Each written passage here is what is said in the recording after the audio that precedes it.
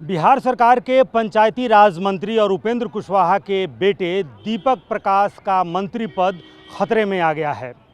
दीपक प्रकाश सम्राट मंत्रिमंडल में मंत्री तो हैं, लेकिन किसी भी सदन के सदस्य नहीं हैं, ना तो बिहार विधानसभा के और ना ही बिहार विधान परिषद के। दीपक प्रकाश 2 बार मंत्री पद की शपथ ले चुके हैं। एक बार नीतीश कुमार मंत्रिमंडल में मंत्री थे, लेकिन उसके बाद सरकार बदल गई। फिर दोबारा सम्राट मंत्रिमंडल में दीपक प्रकाश ने शपथ ग्रहण किया, लेकिन उसके बाद अब ये माना जा रहा था कि दीपक प्रकाश जो 9 सीटें खाली हो रही हैं बिहार विधान परिषद की, उसमें एनडीए की तरफ से वो बिहार विधान परिषद जाएंगे और मंत्री बने रहेंगे। नियम के अनुसार कोई भी मंत्री अगर 6 महीने तक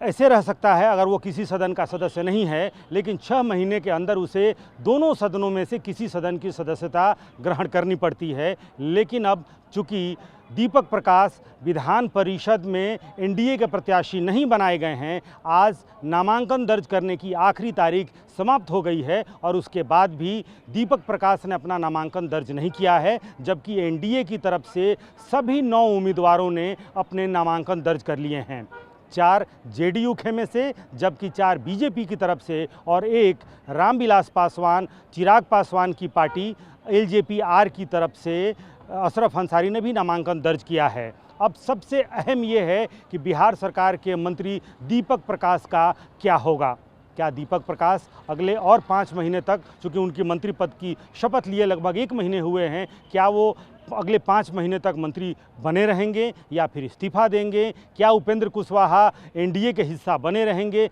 या फिर एनडीए छोड़कर बाहर जाएंगे? क्योंकि जिस तरह से भारतीय जनता पार्टी ने उपेंद्र कुशवाहा को ये कहा था कि आप अपनी पार्टी का विलय भारतीय जनता पार्टी में कर लिए, लेकिन हामी भरने के बावजूद उपेंद्र कुशवाहा लगातार टाल मटोल करते रहे और उसके बाद से अब बीजेपी ने उनको और उनके बेटे को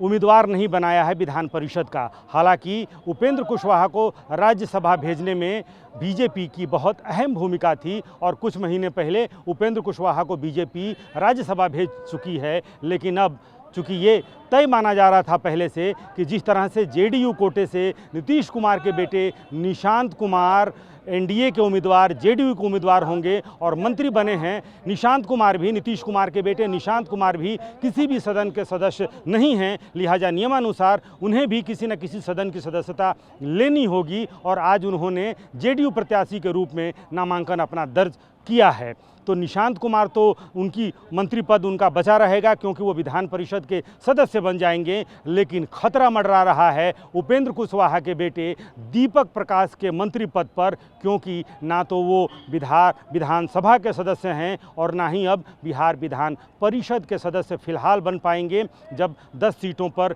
चुनाव होगा, 9 सीटों पर चुनाव और एक सीट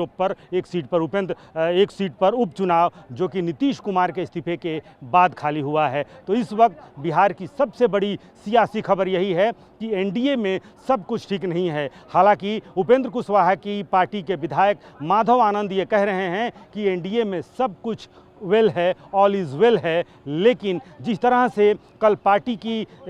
कार्यक्रम में उपेंद्र कुशवाहा ने कहा कि बीजेपी और उपेंद्र कुशवाहा की पार्टी आरएलएम राष्ट्रीय लोक मोर्चा की विचारधारा में बहुत फर्क है और वो पुत्र मोह से ज़्यादा अपनी पार्टी को तवज्जो देते हैं। ये ऐसे बयान हैं जो कि एनडीए में सब कुछ ठीक नहीं है। ये दर्शाता है सिर्फ दीपक प्रकाश मंत्री नहीं रह पाएंगे, बात यहीं तक समाप्त नहीं होती है, बात वहां तक जाएगी कि क्या एनडीए में सब कुछ ठीक है, क्या उपेंद्र कुशवाहा अब एनडीए के हिस्सा रह पाएंगे।